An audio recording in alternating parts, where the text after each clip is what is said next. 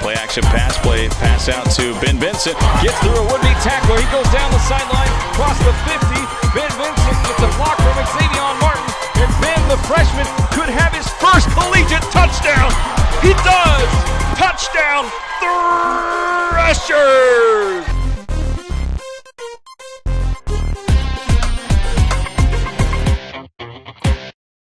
Hello and welcome to the Thresher Football Show. I'm Dan Page alongside head football coach at Bethel College, Josh Lawson. Threshers coming off back-to-back losses to start division play against Tabor and Bethany, but have their final home game of the season this week against the Avila Eagles. And a big senior day matchup for Bethel and Avila this week here as the final home game, surprisingly, is here, believe it or not, Coach, down to your last 3 games of the season. Mm-hmm. And, I know everybody's at a different point this year, mentally, physically, things like that. But all in all, when you had to predict where you guys were going to be at this point, what were you thinking? I really, to answer that question is really hard to say. Having a team that is so young and almost everybody's brand new. So we didn't even get to see these kids play college football until August. So. Really tried not to have any expectation of what wins and losses would be. Like I've told them from day one, our goal is to get better every day. And, there's some things that we do get better at, and then there's some things that are really disturbing that we have got to get fixed. And so as the season's progressed, there's some guys who have come along really, really well, and there's some guys that are showing the ability to play at a high level, and we just got to get everybody on that same page. Yeah, it's definitely kind of, thinking about the pulse of the team right now. Everybody's going in full force. Everybody's working harder to get things, headed in the right direction, most importantly. And, coming into this year, nobody knew what to expect. A lot of new variables into the mix. And you guys have had to really weather the storm over the course of this season. Things that you're not used to doing, the team doing. And, it's a whole bunch of new things, exposure to the folks here at Bethel, but the Threshers still to have the 2 wins on the season, but looking for another in division action. And thankfully, getting one more home game against Avila. Avila's 1-7 on the year. We'll get to them in a little bit, Coach. I know it's frustrating to talk about some of those last 2 games against Tabor, losing on the road the way we did. It was a 14-7 game at halftime and then kind of fell apart in the second half there. And then Bethany, it was a game that I think everybody out there agreed that they did not play to their best potential, and they should have won the game, honestly, if they played to that. But, with all of that in mind going forward, obviously, it's been an interesting start to division play, but you kind of have to have a short memory, don't you? Yeah, the Tabor game, my biggest problem with the Tabor game is I felt like we didn't have any energy. That was the big problem. Like, we didn't play with enough energy. Our guys, for whatever reason, didn't come out there ready to play. And especially in the second half. I think in the first half, both teams were just trying to fill each other out, and then in the second half, we just didn't have enough energy. Going into the game this past week against Bethany, I think our guys played with good energy. We didn't execute very well offensively and special teams. Our defense played good enough to win. We had some guys flying around on defense. Jarek and AD, they played almost every snap of the game. And they played their butts off. On special teams, we got to get on punt, we got to get a snap and a kickoff. And then when we get a bad snap, we got to eat it. Like, that's something we talk about all the time. Is you get a bad snap, you got to eat it. And so those things we got to get fixed. It's disturbing because we work punt team literally every single day. We work it 5 days a week. It's very disturbing for me. But when your entire battery is true freshman, you're just gonna deal with things, and that's what we're trying to stay positive and trying to get those things worked out and trying to find new ways to do some very simple things. And but the thing that we can look at from this past week was how well our defense played, and really the last 2 weeks our defense has played really well. They've had 1 or 2 drives in both those games where they've given up long drives, but other than that, they've played their butts off. Going back to the Tabor game, there was that first touchdown that Tabor scored, and I felt like, the guy was down. And nothing you can do about that with the review that we have in NAIA. It's not the best review in the world, and so I would say probably there's been 50 reviews in our conference this year, and maybe less than 10% of them been overturned because they can't see anything. So that's just something you got to live with. But I think our defense is playing really, really well. Offensively, we have times when we play well. We just got to put it together and get it in the right guy's hands at the right time. And then special teams wise, like I said, we gotta snap the ball and catch the ball and kick the ball, and that'll help a lot. Yeah, you kind of took some of the words out of my mouth a little bit, but yeah, you're absolutely right. And I echoed those same sentiments during our broadcast of the last game for the Bethany game with the review and everything. Because I get to see these camera angles as well, and if you don't have a huge production crew, student workers, it doesn't do you any good a lot of times. But just a new element to the game. I can tell you that there were some things last season that we could have used that for, no doubt. But just kind of going back to things a little bit, going back to the Tabor game, I'm going to dig up some positives there. I know they're very little, but Tristan LeBlanc gets his first touchdown of the season, had a really good run. It was 4th and 1. The defense bought up the middle, and he just sprinted. I really was encouraged by seeing that from him, just his potential more than anything, and seeing him from a running back's point of view, scoring against Tabor. The Bethany game, and Noah finally getting in the end zone after all these carries and doing all the grunt work, and finally gets in. And just kind of tying a little bit of bow on that, just the play of Larry Cherry, snap it to him and just take off down the field. There's a lot of things that go into that, and one thing I did notice about Larry is every time he takes the field recently, he just has this passion for it and this energy that, it sticks out. Yeah. Well, in that last play, you said a lot went into it. It really didn't. I literally grabbed Larry on the sideline and I said, hey, I'm going to snap you the ball. We're going to run everybody on a route, and you just run. And that's what went into it. Larry is he's an unbelievable athlete, and when he touches the ball, there's a good chance that something good's going to happen. The thing with Larry is he's got to do a better job of understanding where he is in the offense, and so he's getting there. He's getting there, and whenever you can put the ball in his hands, you give yourself a chance. Between we got a lot of guys like that. We just got to get the ball in their hands, and they got to go make plays. Ben Vincent has showed the ability to go make plays. Trayvon Madison has shown the ability to go make plays. Houston has shown the ability to go make plays. You talked about Tristan earlier. Tristan's going to be a good one. I've told him before, over the off season, he probably needs to put on about 15 pounds and needs to be a little more physical and needs to learn to hold on to the ball a little better. But he's got the ability to be a really good running back in this league. So we got some guys that can go make plays. We just got to put them in a position where they can, and then we got to get the ball in their hands at the right times. Yeah, certainly. Playmakers on offense, I think that's definitely you're definitely aware of, and that plays into a team's confidence quite a bit when you have somebody that can has such a high ceiling like that type of player. It's just doing the little things to get it to them, that just like you said, and just kind of you talked about these two guys on defense, but the way Jarek and AD have been playing, remarkable. Jarek had 2 sacks and 3 tackles for loss against Tabor. That was huge.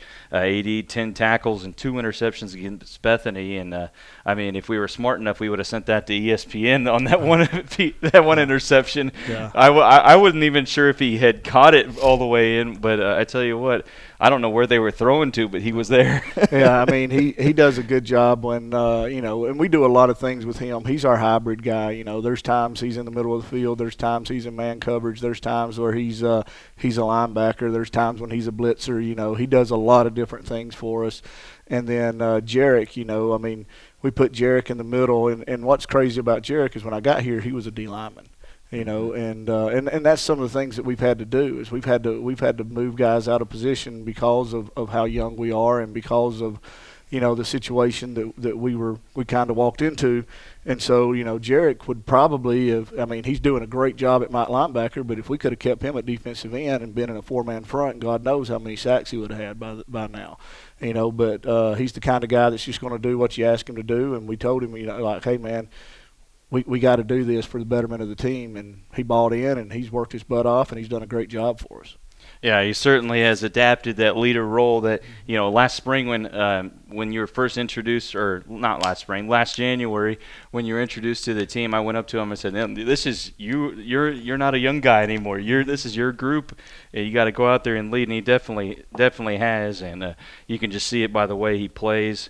Just a really hard worker and a part of a really good group that's being honored this week for Senior Day. We're going to get to them towards the end of the program. But the Threshers, again, playing Avila this week for the final home game at 1 o'clock from Thresher Stadium. Come out and support the team, regardless if it's rain, shine, all those things. Come out to Thresher Stadium and support the student athletes, no matter what the conditions are. I mean, there's a reason why there's the term the fair weather fan of all things. So, I mean, come out and support them, and just honestly, just come watch some college football. I mean, how many people have college football in their neighborhood, their backyard, and things like that? I mean, even if you don't have a team invested in it. But it's going to be a good game for the Threshers and the Avila University Eagles as the Threshers take on Avila. The Bethel outscored 61-21 in the last couple games, but not an accurate indicator whatsoever of where the team is, or honestly where the ceiling is, Coach. I mean, you've seen a lot of these guys, and you see all the potential. We talked about it with some of those group, but the ceiling is really high. It's just, getting guys to a little push in that direction, right? Yeah, I mean, I talk to people about it all the time. There's a lot of difference in being an 18-year-old and a 22-year-old. And, I looked at the rosters the other day of everybody in our conference, and we are by far the youngest team in our conference. But when you look at it, there's a lot of potential there. Both our starting corners are freshmen. I think AD is a sophomore. We're going to be losing Jarek, but Gavin Patton, he's, I think he's a sophomore. And then three of our four starting defensive linemen are freshmen. And then last week we started 3 offensive linemen that were freshmen. Starting quarterback is obviously a freshman. And so, you go down the line of it and you start thinking about how many guys as freshmen are getting varsity playing time for us. There's a big ceiling coming up. And so that's good for the future, but right now we got to get better right now. We got to focus on right now, and that's what they're doing a good job of. We went out there yesterday and got a little quick practice in, and then we had a longer practice today, and they did a good job, and we got after it. One of the good things that we have on this team is we don't have a lot of depth, but what we do have is we have a bunch of guys who work their butt off, and we've had a lot of injuries. Like we got some D linemen that's having to work at O-line right now to give us enough depth and stuff like that, and they just go out there and do what they're asked to do, and they do a good job of it. Yeah, it's things like this is where kids are going to look back in years on and be like, we did this together, and this is what we built. This was at the foundation. You remember those days, and if everybody stays together, it's proven at this level in most college football. I mean, retention has results, and no question whatsoever. It's just getting those guys together and just constantly building. And I know you guys, your staff especially, working on this year's team and the future of the program as well. So just kind of looking at a few things. You mentioned some schools around the conference, looking at their rosters and things like that. But let's look at their results from the last few weeks. Friends had a couple big wins for them, beating McPherson 56-32, and then most recently winning at Southwestern 42-28. They've got a game against Kansas Wesleyan this week that, let's be honest, it might decide their division. I mean, they still got a couple games, and winning college football games is hard, things like that. But for all intents and purposes, I think they're capable of winning out by any means, and with the remainder of their schedule, things like that. But they will play Kansas Wesleyan, who just beat Sterling 35-0, and then McPherson recently beat St. Mary 66-0. And then in our division, in the Kessinger division, Ottawa beat Tabor in a close game, 28-21, and Evangel beat Avila 58-0. But a lot of teams. The Ottawa Tabor game, I wasn't sure which way that was going to go. I knew how both teams could play potentially, but Ottawa definitely. Their coach has been there a few years now after being an assistant, but getting this touchdown win over Tabor is not anything to slouch about. Mm-hmm. Yeah, it's the conference it's wide open every week. You never know who's going to win. Right now when you look at it, Southwestern, Friends, and McPherson they're all really good teams, and all three of them could really make a run in the playoffs. So, there's some good teams in this league, and there's a bunch of young teams in this league that are going to be good. And I think that's the good thing about this league right now is the league is growing, and the league has the potential to really get on the national stage. But what are we going to do as a league to make that happen? And I think there's some people in positions outside of coaches' boxes that's going to have to make some decisions on that to say, hey, are we going to be a national league or not? But as I feel like as the coaches in this league, we got a bunch of good coaches in this league that are trying their best to make this a national league and doing a really good job of it. Yeah, certainly. I mean, you get to this point, the opportunity to be a head coach at the college level. I mean, there's a lot of responsibility there, and all of the coaches, from what I've seen, are capable of taking their programs to a higher level. But, it's kind of interesting. You have guys going head-to-head. Anybody can beat anybody any week. Avila beat Bethany by 1 a couple weeks ago. So, I mean, you just never know. Like, there's going to be, a team that pulls it out that maybe has something that does really well against another team's weakness. It's kind of one of those things going forward. But you guys are taking on Avila this week. They're 1-7, and that one win against Bethany. But being a one-win football team, what have you seen from Avila that could be pretty competitive for this week's game? The thing that I looked at, is they're young like we are. Us and Avila are the two youngest teams in the conference by far, and the thing that I notice is, their offensive line is really, really big. They got some big boys up there up front on offense, and when they get things going, they have the ability to make the big play, and then defensively, same thing. They got some big old boys on the interior defensive line, and they'll move in out of a 3-4 into a 4-2-5 and move things around, and so they have some defensive backs back there who have gotten some interceptions in the last few weeks, especially, and so they have the potential to give you a lot of problems. And so I think the two teams match up well, and it's just going to be the team that goes out there and just plays all day long and plays together all day long and does things right all day long. The team that can just be the most consistent throughout the day is going to give themselves the best chance to win this game. Yeah, I mean, you guys have played till the last 3 games of the season. I think this week is going to be yet another test because Avila, they seem to pass a lot more. That slows the game down a little bit. You're not just burning through quarters, things like that. I mean, they're averaging about 163 passing per game, but in most of the games this season, they've passed well against defenses. Excuse me. But just 77 yards rushing and 10 points per game. They've shown a couple quarterbacks on film. That happens from time to time. Mm-hmm. But I mean, it's kind of one of those games. I always say this as sometimes as an announcer, I was like, if you're going to throw 40 times a game, it's just you better know going into it because it's just going to be one of those long games where it takes more time than it needs to. Yeah. And you've coached at this level, against teams that do that all the time. Is there something specific that you tell your guys, just keep them going, keep the engine going throughout the game? When you're playing a game like that, really, it even though time-wise it slows the game down, as far as a football team, especially a defense, it speeds the game up because you're having to cover the entire field.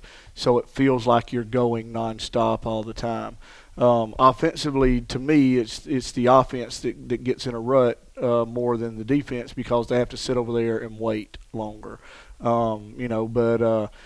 Defensively, I feel like, when you play those passing teams, even though it does slow the game down as far as the amount of time the game lasts, because you're having to cover all those routes and because the play actually lasts longer, it actually makes the game go by a little bit faster for them. So it's kind of a mental game right there. It's really the offensive guys you have to get over there and make sure that they're staying locked in and understanding that, hey, this is just how the game's going to be today. You're going to have to sit for a while, and then you got to be ready to go. Yeah, and it's just it kind of plays with you a little bit unless your coach has prepared you for things like that, and just going in. I think that's always really helpful in these types of football games. So let's talk about some specifics with Avila. They've shown a couple different quarterbacks this year. I'll say numbers just so you kind of know, because I know you watch the film and everything like that. But number 2, Deuce Taylor. He's been at quarterback for them a little bit. He's thrown for 500 yards, a couple touchdowns, and 5 interceptions. And they've also shown number 11, Francisco Beltran, who has 638 yards passing, 2 touchdowns, and 3 interceptions.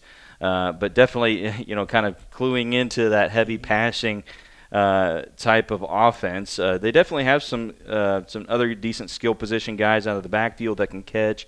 Quentin Curtis, number 8, their running back, is 400 yards rushing and 4 touchdowns. But, it's kind of like, almost if you look statistically, it's kind of like, so many things in common because the challenges that you guys have faced this year. And, you can't always look at, say stats to know how good the other guy across from your guy is. Yeah. And to be honest with you, I think Avila would like to run the ball more. And I think they try to establish the run. They just have been put in some situations at times where you've been put in a passing situation, and so. But like talking about the running back, if they can't get the running game going, they do a good job of throwing it to them out of the backfield. They run some tunnel screens that are really interesting, and if you don't play them right, they're going to break some.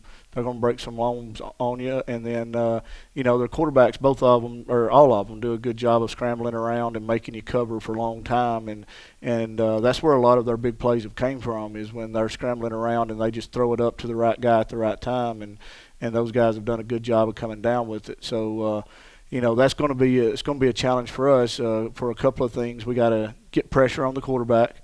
But at the same time, we got to cover for the amount of time that the scramble is going to happen, because it's going to happen sometime. In college football, quarterback's going to get out of the pocket sooner or later, so we got to be able to cover for a long amount of time.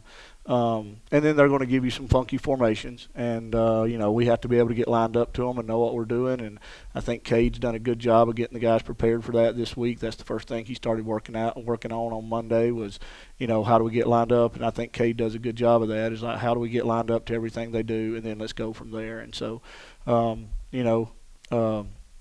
it's going to be interesting to see who they put on the field. Their offensive line has rotated around a lot. Guys in different positions and stuff like that. So it's going to be interesting to see who they put on the field inside the box on Saturday. Yeah, no doubt. Maybe they're looking for some younger guys to fill some gaps as well. Just give them some reps, things like that. But kind of running out their offense a little bit. Their top receiver, number 1, Seth Myers, he has 236 yards receiving, 3 touchdowns. But it looks like they can do a lot of boot plays and kind of get into open space, whether it's breaking defense down like that. So it'll be interesting to see how your team fares against Avila. I saw some good things in practice today, and so I was encouraged by that. Kind of flipping over to their defense a little bit. Their leading tackler on the season, number 40, Joshua Robinson, 64 tackles, and their top DB, Shamar Scruggs, number 25, has 52 tackles and 2 interceptions on the season. Being a defensive guy, Coach, I'm sure you always – everybody, when you scout teams that you're going to play week to week, you grade them out, where your guys against them, things like that. But, when you look at their defense – I know you talked a little bit about them already, but they have some good things and some bad things about them. So. Yeah, no, they they put the two big boys in the middle and try to just plug it up right there, and when they're in their forefront, especially, they probably have about I don't know, about 600 or 700 pounds of man in the middle right there. So it's that's a tough challenge right there. And then they have a linebacker number 0, which I wouldn't call him a linebacker. I'd call him a hybrid guy. I mean, I've seen him line up at safety. I've seen him line up at Sam linebacker. I've seen him line up to boundary linebacker. Seen him line up everywhere, and he runs pretty good. So, they got some guys that can fly around, and and so they're going to be a challenge. Just like you see every week, everybody's a challenge, and what we got to do is we got to do a good job of being patient, putting the ball in the right guy's hands at the right times, and calling the right plays at the right times, and then executing those plays at the right time. Yeah, it's definitely going back to the game against Bethany. Obviously the rain kind of made things a little bit difficult to deal with. Handing the ball off, exchanging it, things like that, keeping it tucked away. I think hopefully we don't have that issue this week, but it definitely does complicate things, and it doesn't necessarily show, how good of your players can be, because we've seen guys, it can be frustrating for like Houston, a quarterback, kind of a game where he goes off against Sterling like that, but then in a game like that, it kind of equalizes things out. It kind of makes you a little bit. Kind of challenges you quite a bit, honestly. It really made us one-dimensional, and that's part of the issue with when you're young and you haven't been in the weight room for 3 or 4 years like some of these other teams have, and you haven't put on that weight, and so that it really showed, when the rain came out, and there's a lot of things that the weight room does for you, and one of them is hand strength and forearm strength, and those are the things that'll show in 3 or 4 years when these guys get a couple of off seasons and get an opportunity to grow and build into what they can be. Yeah, it certainly, and I hope this week you guys are ready to go and confident on both sides of the football and just ready to go. Like you said, practicing, getting all the reps in. It just when you can do something every day. Like you're talking about punting and things like that. I mean, it just helps your confidence, and you kind of have to have that 10-second memory. I mean, when you make those mistakes, no question. But switching over to special teams specifically, Avila, they've got a couple different guys that can, kick the ball pretty well. Their place kicker already made a 48-yarder against St. Mary this year from field goals, and then their punter has got 16 punts inside the 20 this year. So, a couple guys that can definitely help them out in ball position. Yeah. Their punter has he has an awkward stance when he lines up, but he gets the ball out of there really good. Now they've had some of the same issues we've had on their punt team, with getting the snap and the kickoff, and so I think you're going to see both teams that just like we work on it every day. I'm sure they're working on it every day. And then, their place kicker, like you said, that St. Mary kick was a really good kick. Something about that field at St. Mary, it's a good kick. It's a good field for a kicker. It really is. I remember when we played there a few weeks ago, even Hector, our place kicker, he was talking about it like, man, I feel like I can kick a 50-yarder right now. And I was like, yeah, something about this field. But they have a good field for a kicker. I don't know what it is, but it's just one of those things. Yeah, their place kicker is really good. Their long snapper does a good job, and so. But like I said, they've had some issues with their special teams just like we have, and that's going to be a big part of Saturday is who can play really sound on special teams. Yeah, it's kind of interesting because, whenever there's a loose ball type play like you would see in like basketball, it's so impromptu and, catches players by surprise of all things. And it's just, it's your instincts that, take control. I mean, the guy Bethany ran it back against us this last week. But, you want to fall on it and everything like that. But it just kind of depends on the situation of all things. But it can definitely it could be interesting. I hope that doesn't happen this week with you guys whatsoever. I'm not wishing it by any means because it has been a plague to say the least. But I hope you guys will be able to get a piece of those from them as well this week against the Avila Eagles. Again, it's at 1 o'clock from Thresher Stadium. Senior Day festivities. We'll go through the seniors here in a few minutes.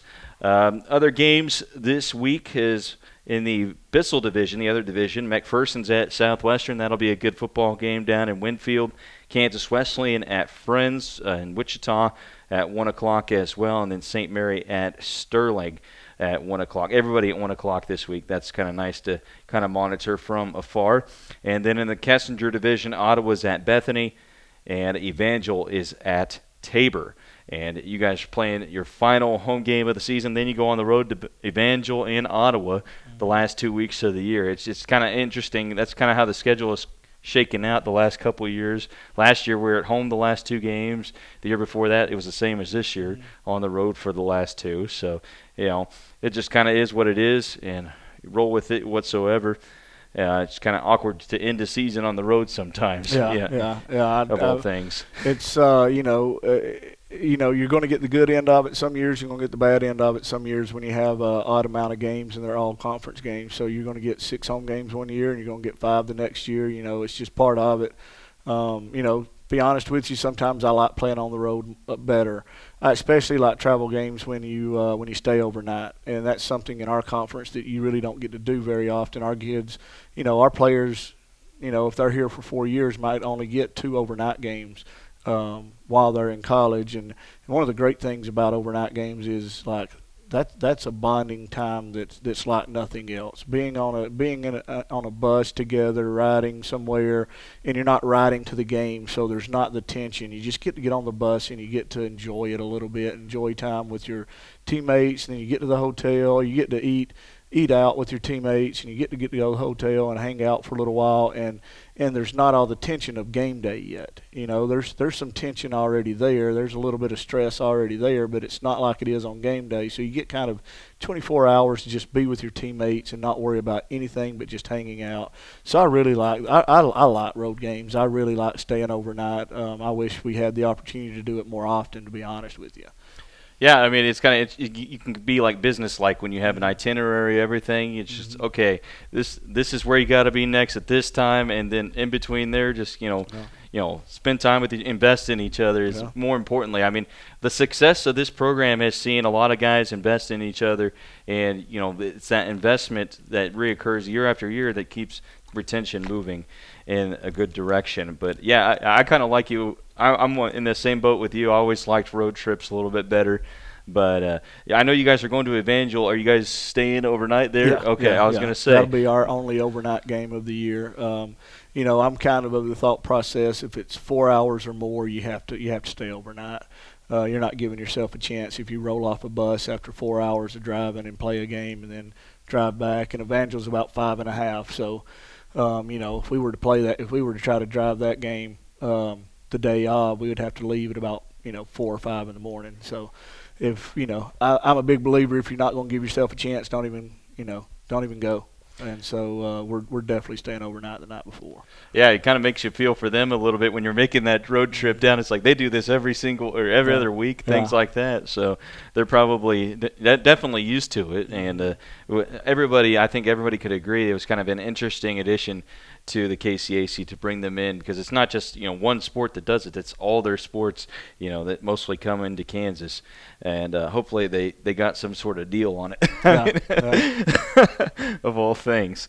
But that's a week after this one. So, again, home against Avila this week, and then at Evangel and at Ottawa, the last few games for the Threshers this season. This week is Senior Day, and you guys have a little bit more than a handful of seniors that have really invested into this program, guys that you just spent maybe a short time with, but you feel like that what they want out of life and out of football and things like that. So I'm going to go through them a little bit, and we can just kind of talk with them about them together. Quincy McGuffey's kind of been here a while in the interior. He's definitely one of those guys that has stuck it out and worked hard and been resilient in this program. But for you, from your interactions with Quincy, I mean, what's it been like coaching him this season? I love Quincy. Quincy's a super intelligent kid, and Quincy actually has another year of eligibility left, but he's graduating this spring, and we don't have a master's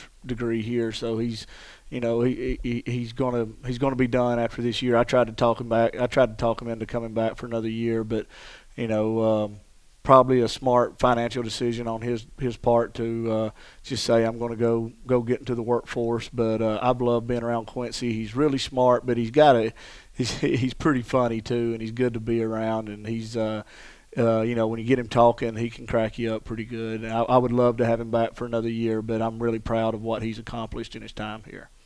Yeah, certainly. Yeah, I mean, he's a part of that group in the line that they all get along really well and have grown together over the last few years. And another one of those guys is Jess Hancock, a guy that's been here 4 years. He's seen a lot of different things in the 4 years, and he was called to be a leader last year when there was a national coaching search, and he was on the committee. And I always knew that he had a great attitude, being a local kid as well. Wanting the best out of the situation, and you can just tell sometimes that he's frustrated and he wants so much more for himself, both in football and in life. But I mean, he's an outstanding guy. I'm sure he's one of the first few guys you met on campus. Yeah. Jess was part of the interview process, and Jess is another one that has another year of eligibility, but same kind of situation with Quincy there. And Jess is getting married next August, and so me and him had to sit down. Jess really wanted to come back next year, but at the same time, he has to make life decisions, and that's a hard decision to make. That's one thing that I really wish we had a master's program for kids like that, where we could keep them for that fifth year. And give them an opportunity to come back and finish their career and play all of their eligibility out. But that's another kid. Jess has been with us from day one. He's worked his butt off. Jess does everything right, and Jess's family is great people who support him all the time, and they're here at the games, and they have the offensive line over, and feed them. I think they fed them last week on maybe Wednesday or Thursday of last week, or maybe the week before. I can't remember, but they've done a good job of supporting him, and he's got him a great girl there that he's going to get married to next year, and I'm really proud of Jess. Yeah, I remember specifically talking to him when we found out that Coach Wright was going to be the offensive line coach. He was really excited to learn from a guy that had played at such a high level. Specifically, I remember that conversation the most. But a guy that's always been personable. I'd run into him at Shields like 2 or 3 years ago, and we'd be talking Bethel football there right in there and then, and it was something that we were both excited about. But also, raining from the Wichita area, Larry Cherry, a guy that has probably made a name for himself athletically more in college than I would say when I was covering his years in high school and things like that. But a guy that it's always been it hasn't been straightforward with him, because he's always had to battle some adversity to get over the things. And I remember he always has had this passion about him and enthusiasm towards the game, and if he can get it all lined together, and you can see what you had last week against Bethany. And Larry's been a guy that I'm sure he's challenging sometimes with the personality a little bit, but at the same time, you're glad he's on your team. Yeah, I mean, Larry's one of those guys who probably loves and hates me according to what day it is. I think that's and I think that's been good. I've told people since the day I got here, I can either come in here and win a few games early, or I can do this the right way, and I can build it the right way, and give ourselves a chance to be a national brand. And Larry was one of those guys day one that I got here that I had to. Me and him had to have a come to Jesus, and Larry will probably tell you that story one day. It's not my story to tell, but he was not happy with me on that day. But me and Larry have had a lot of conversations since that day, and I think he was glad that it happened, because it let him know that this is just the way it's going to be. And Larry's got a chance to do. He's got 3 more games here to do a lot of good stuff for us. And again, I think Larry's one of those guys who has another year of eligibility left, but he's finishing up this year, and what I'll say about Larry is this: that kid loves football, and sometimes he don't know how to control that passion. But I'm probably been doing this long enough that where I'm able to handle him a little better than some of the other guys, because I got that passion in me too. And I've been doing this for 25 years, and so there's a lot of my career where I wasn't able to handle that passion really well, and I've had to have my butt chewed a few times too. So I understand it maybe a little bit more than some of the younger guys do who's only been doing this a few years. And so me and Larry, we probably have a love-hate relationship at times, but that's a kid that can make a lot of plays, and I'm hoping in these last 3 games that he can put it together and do some really great things. One thing I'd never thought he was short of is willpower. I mean, that stood out to me. Just watching him play the game the last couple of years, Larry Cherry. Trayvon Madison is another senior receiver, a guy that transferred here from Ferris State years ago. I'm sure he didn't imagine he'd be here as long as he had, but it's been an interesting pathway for him. I know that he's probably realized a lot of things about life just being in this time at Bethel more than anything, being challenged academically, and then just kind of being a leader as well this year in the football team. But I always say that he's lightning in a bottle when he can get the ball in open space. Yeah. If you can get Larry going north and south, if you can get Trey going north and south, he's going to do something to you now. The thing I love about him is he always got a smile on his face. That's the happiest kid I've ever been around. Which I call him a kid. He's probably older than some of our coaches right now, but he's. I love being around him. And he's a competitor. He wants to be out there. I think his mother's coming for the game Saturday, and I think that's the first time that she's seen him play in a really long time. So I know he's going to be amped up. I told our coaches this morning, I said, hey, y'all are going to have to calm him down. He's going to be super excited for this game, and I hope he is. I hope he's got a ton of energy, but at the same time, I'm going to have to go, hey, keep it under control. Don't do anything crazy.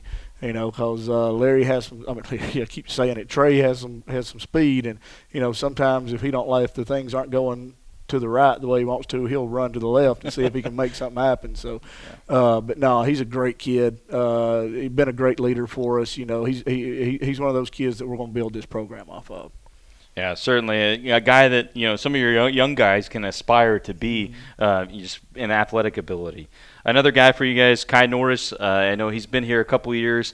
Switched more to tight end than receiver this year, and he's been in some situations that he's not used to being a tight end, having to block a lot more, be a physical guy. But I know one thing about him is, this year he's got more reps than he has any other year here at Bethel. But just kind of growing this season with Kai and just learning a new offense, things like that.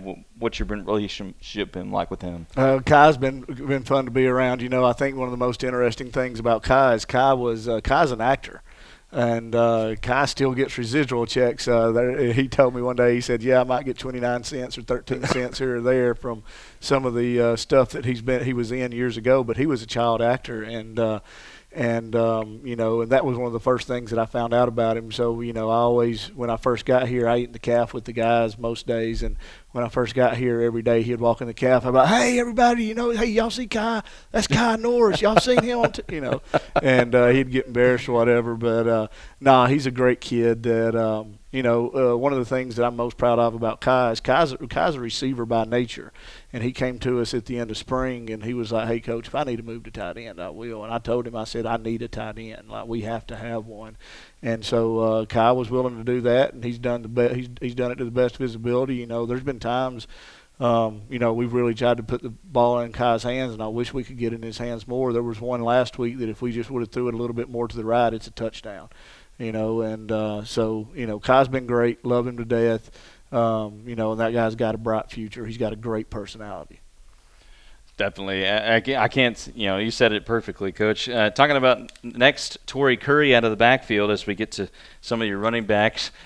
Torrey, a guy that transferred in as well. I'm sure everybody looks at him and thinks that they can, outdo him physically, but he is a very physical guy once he gets the ball, and he's one of those guys that just keeps moving forward. Mm-hmm. Yeah, I mean, Torrey's battled some injuries for the last few weeks, and I'm hoping to get him back this week because I really, really, really want him to play, especially this game. And one thing I'll be honest about, I didn't realize we'd missed Torrey as much as we did with him being out the last few weeks, and But Torrey's that guy that can give you a couple of plays here and there where, it should only go for 3 or 4 yards, and he ends up breaking it for 8 or 10, and that's really how he ended up getting injured a few weeks ago. Was he broke one that probably should have been a bad play for us, shouldn't have went for any yards. He ended up breaking it for about 12 yards, and then he gets tackled awkwardly and kind of got an injury there, but he's been fighting back from that. But, one of the things that I think is great about Torrey is when I got here, I would tell you, and I think Torrey would, if he was being honest, would say the same thing. Torrey didn't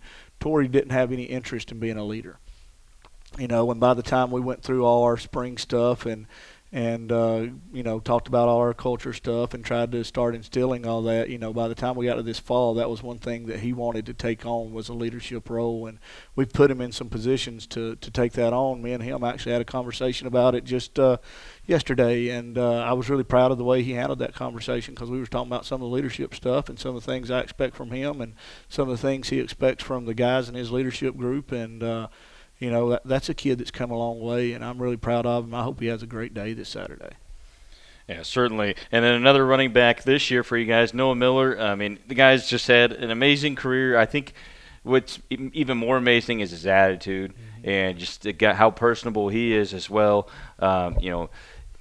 I don't think I've ever seen the guy pout before. I mean, even when things could have been easily not going his way, and he could, a lot of people could respond negatively.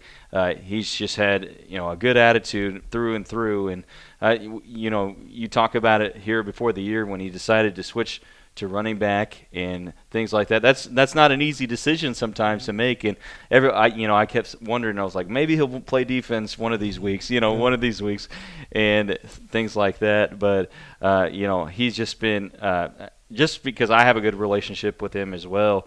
He's definitely going to be missed once he leaves Bethel. Yeah, he's another one of those guys that just he's a great leader. Good young man, good person to be around, got a great personality, and he took on the challenge of being a running back, and he hadn't played running back in about 5 years since he was in high school, and he didn't have to come back this year. I mean, like he's a graduate. He didn't have to be here for this. But he was around this spring some and was around practices, and I kind of joked with him here and there about coming back. And finally, I think the thing that kind of pushed him over the edge was two things. Number one, I told him he could play running back. But number two was he got to see the way that we practiced and the way that we do things, and I think he saw that like there's going to be something special that happens here. I wish it would have been this year for this group of guys, especially for him and Trayvon, who came back and didn't have to.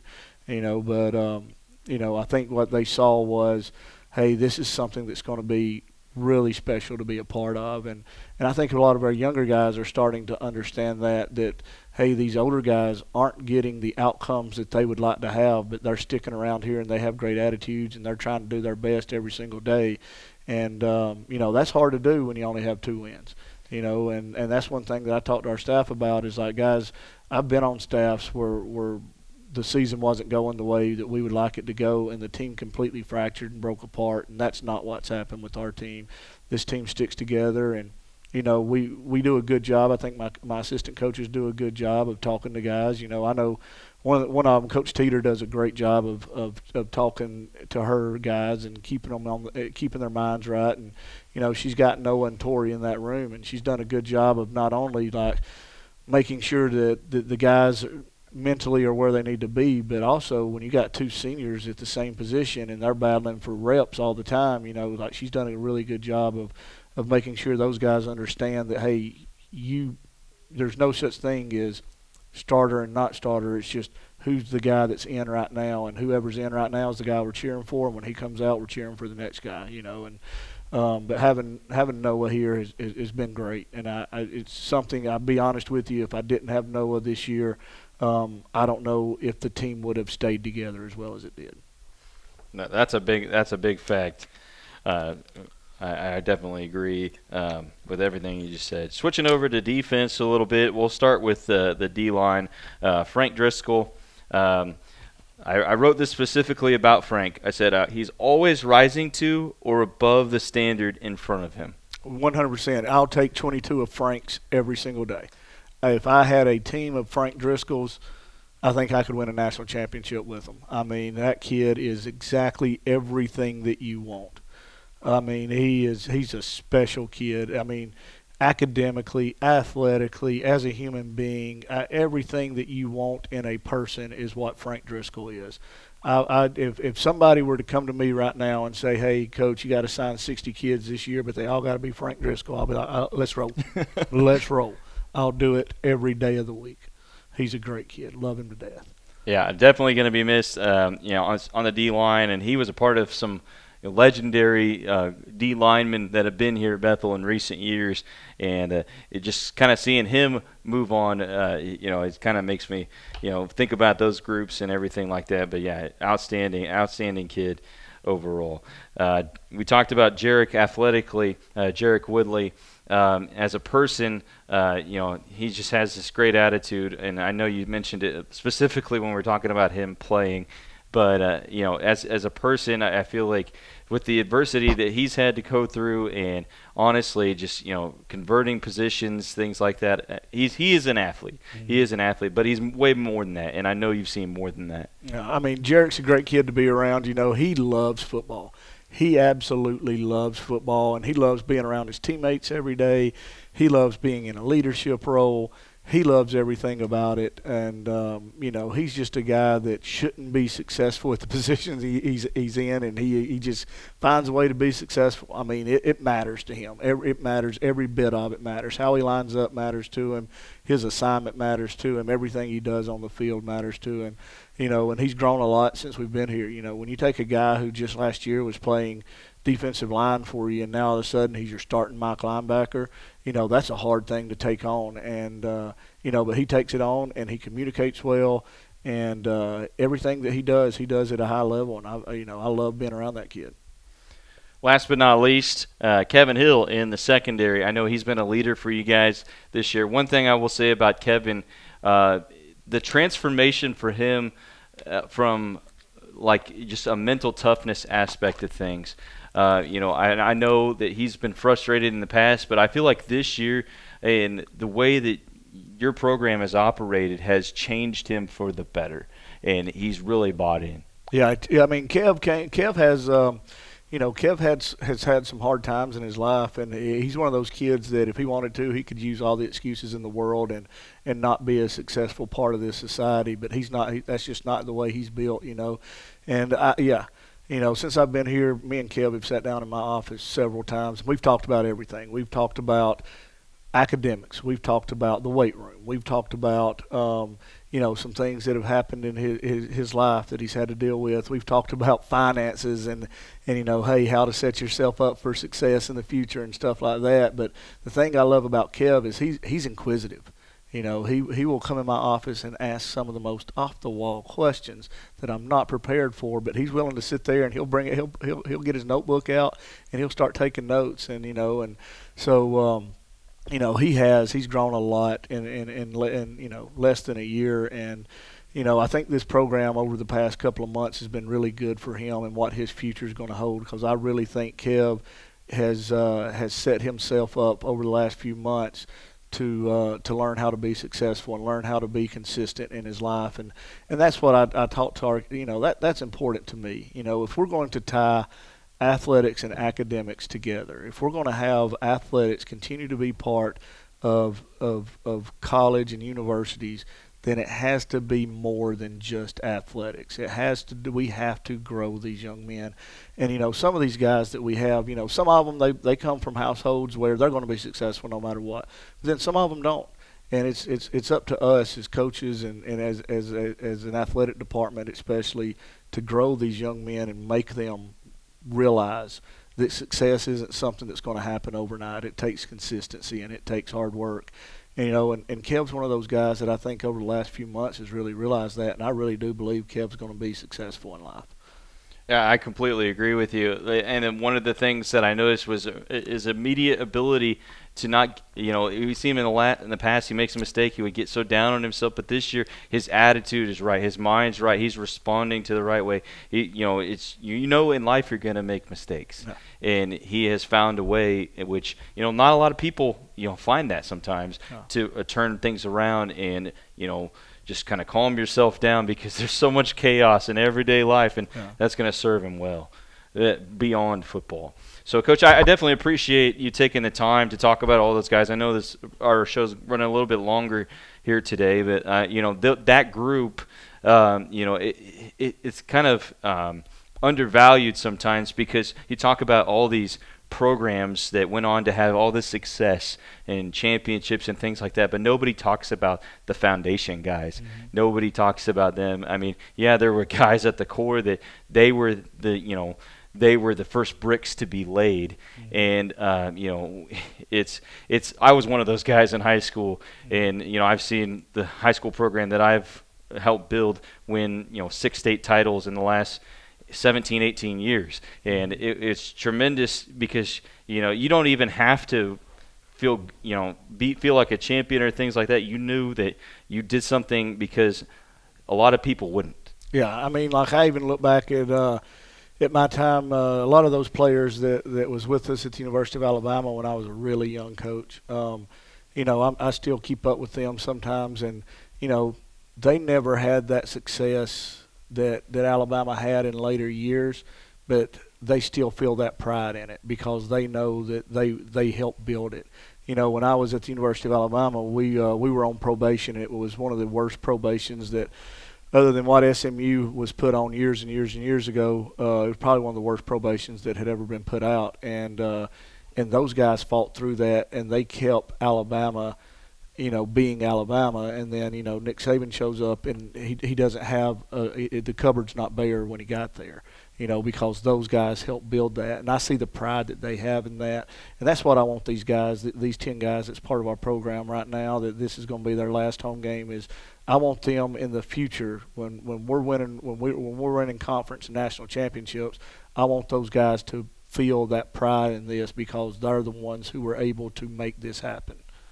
Yeah, there's definitely, their names aren't going to be somewhere on campus, things like that. It's just, but I know for you as a coach, I mean, with so many years coaching, you have all these names of people that have come in and out of your life and things like that. But these guys are going to be difference makers for this team in your first year as a head coach. So no doubt that's going to stick with you. And they will, be honored just about half hour or so before the game, and we'll have that on the live stream for those of you that can't make it. We'll get there. You won't have the live coverage way before, so you can tune in and support your senior if you can't make it out. But Bethel and Avila this week for a 1 o'clock kick from Thresher Stadium. It's the final home game of the 2025 season before Bethel eventually goes on the road and takes on Evangel in Ottawa. So thanks again, everybody, for tuning in this week. I had other things to talk about, but I tell you what, Coach, I feel like that's the best way to end it, what we just did. So for Coach Josh Lawson this week, I'm Dan Page, telling you to roll on.